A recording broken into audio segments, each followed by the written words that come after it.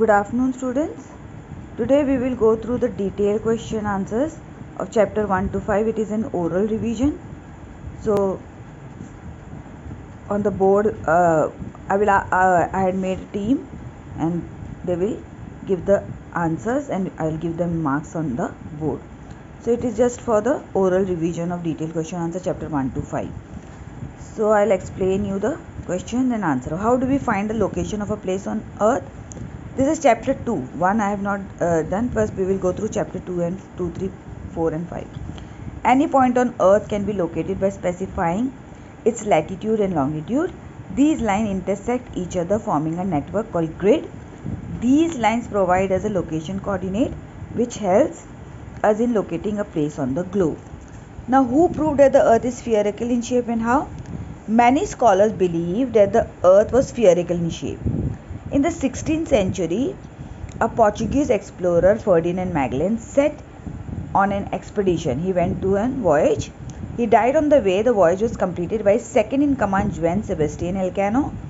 He proved by his circumnavigation that the earth was spherical in shape. Now differentiate between longitude and latitude.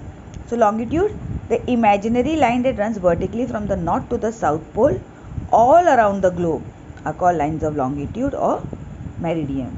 And latitude, the imaginary line circling around the earth from east to west and parallel to the equator are called the lines of latitude. Then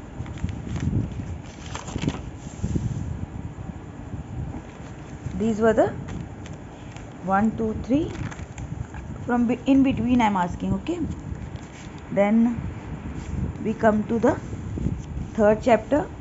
Explain the reason for the occurrence of seasons at different times of the year in the two hemispheres.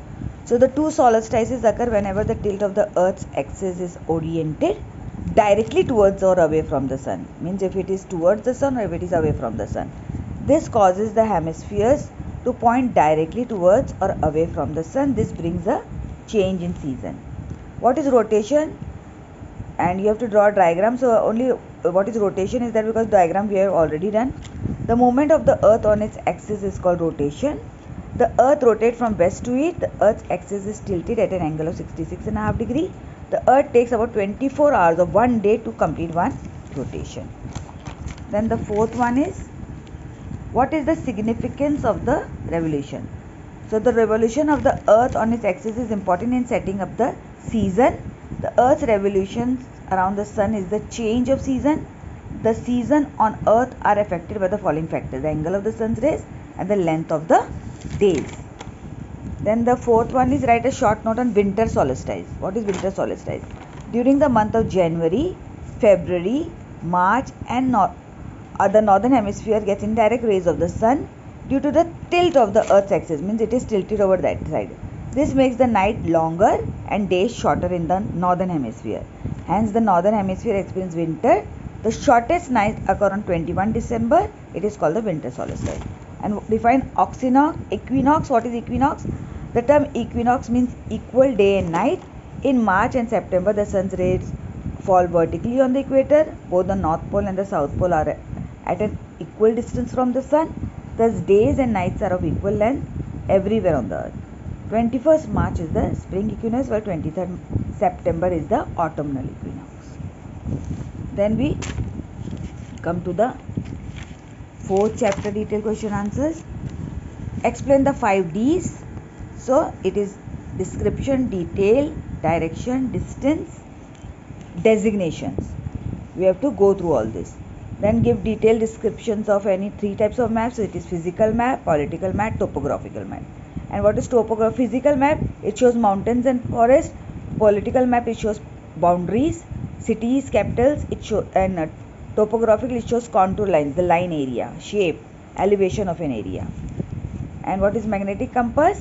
Magnetic compass is the most important invention in the field of exploration science. It tells direction. It is still used today. Then what is, explain the scale of the map.